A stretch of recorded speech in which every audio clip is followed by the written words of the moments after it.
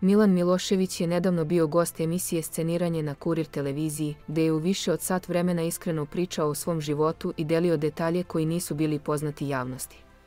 U ovom intervjuu, Milošević je prvi put javno govorio o nekim događajima iz prošlosti, ali i o pretnjama koje je dobijao tokom svoje karijere.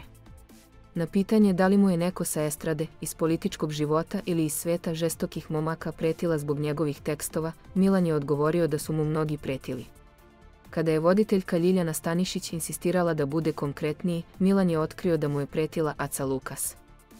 On je ispričao detalje jednog telefonskog razgovora u kojem su pretnje bile vrlo ozbiljne, ali, kako je rekao, brzo su rešene. Tokom tog razgovora, Lukas je bio u fazi razvoda sa suprugom Sonjom, a razgovor je počeo vrlo napeto. Ipak, kako je vreme prolazilo, situacija se smirila.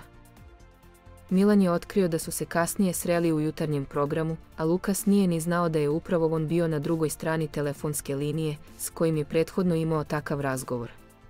Nakon što je Milan izneo ovu priču, Kurir je kontaktirao Ace Lukasa kako bi dobio njegov komentar.